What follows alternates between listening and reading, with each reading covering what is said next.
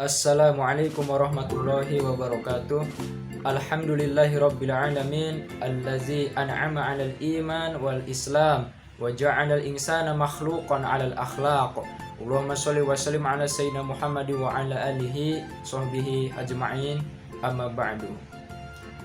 Perkenalkan, nama saya Muhammad Furqon dengan nomor induk mahasiswa 12220200166. Semester 3 kelas D Prodi Pendidikan Agama Islam Fakultas Tarbiyah dan Keguruan Universitas Islam Negeri Sunan Gunung Jati, Bandung. Saya akan membahas tentang etika belajar murid. Ya, sekilas tentang hadis tarbawi. Sederhananya, hadis tarbawi adalah hadis-hadis yang membahas tentang pendidikan. Ya, masuk kepada pembahasan, saya akan membacakan hadis dan menerjemahkannya. Bismillahirrahmanirrahim. Haddasana telah memberitakan kepada kami Harun. Haddasana telah memberitakan kepada kami Ibnu Wahb bin Ibnu Wahab. Haddasani telah memberitakan kepadaku Malik ibnu Khairi Az-Ziyadiyu. An Abi Qabilin, dari Abi Qabil Al-Ma'afiri, an Ubadata, dari Ubadah ibni Somit.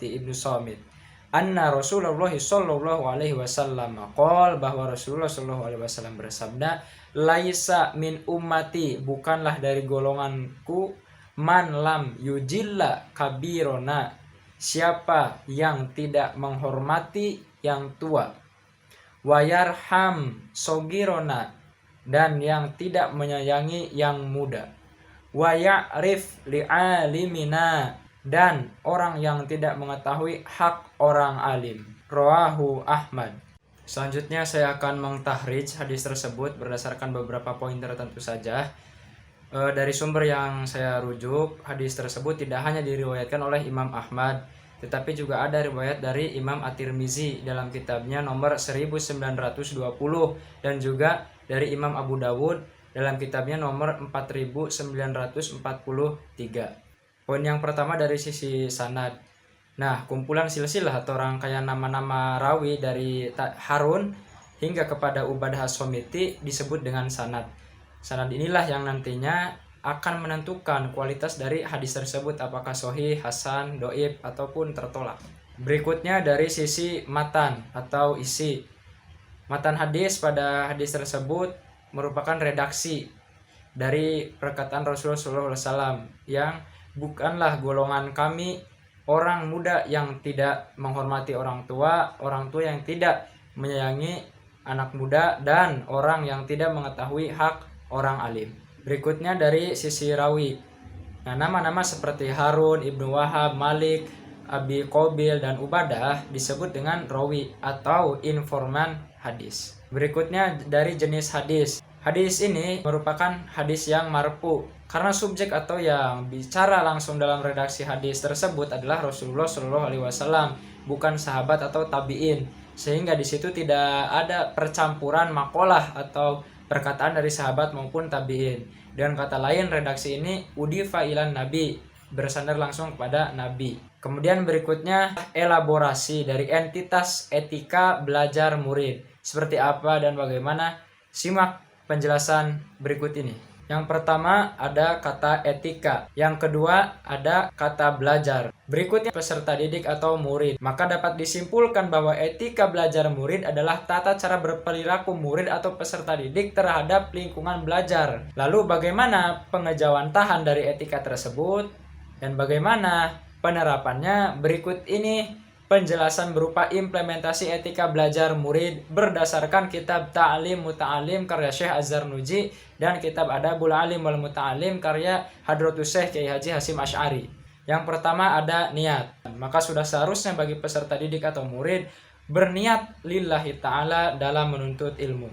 Yang kedua, memuliakan ilmu. Laqad haqqa an yuhda ilaihi karomatan lita'limi harfin wahidin alfu dirhamin. Nah, kalimat tersebut merupakan analogi betapa pentingnya ilmu itu. Maka segala sesuatu yang penting harus dijaga dan harus dimuliakan. Yang ketiga adalah memuliakan guru. Sebagaimana tertulis dalam kitab Adabul Alim wal Muta'alim, an yanzuru ilaihi bi'ainil ijlali wa ta'zimi wa ya'taqidu fihi darajatal kamali. Yang keempat, memperhatikan hal-hal yang menjadi hak-hak pendidik. Yang kelima, menempati posisi duduk dengan rapih dan sopan bila berhadapan dengan pendidik. An yajlisa amama syaikhi bil adab. Yang keenam adalah patuh terhadap perintah guru yang tidak bertentangan. An yang qada li syaikhihi fi umurihi wa la yakhruj an ra'yihi wa tadbirihi. Dan yang ketujuh adalah sabar dan bersungguh-sungguh dalam belajar dan bersungguh-sungguh pula dalam mencari guru. Dan itulah beberapa poin-poin penting dari etika belajar murid yang tidak hanya diterapkan pada dirinya saja tetapi juga terhadap lingkungannya, baik itu kepada ilmu maupun kepada guru. Berikutnya adalah kesimpulan. Di antara komponen-komponen pendidikan itu adanya seorang murid dan guru. Untuk mencapai tujuan pendidikan yang sesuai dengan standarisasi Islam yang berdasarkan Al-Quran dan As-Sunnah, maka diperlukan adanya interaksi baik antara guru dan murid. Dan inilah yang dinamakan etika yang mengatur tindakan atau perilaku. Adapun ruang lingkup dari etika sendiri, yaitu ada etika kepada Sang Pencipta, kemudian etika kepada makhluk, sesama makhluk, dan etika kepada lingkungan. Sekian pembahasan dari saya. Terima kasih atas segala perhatiannya. Assalamualaikum warahmatullahi wabarakatuh.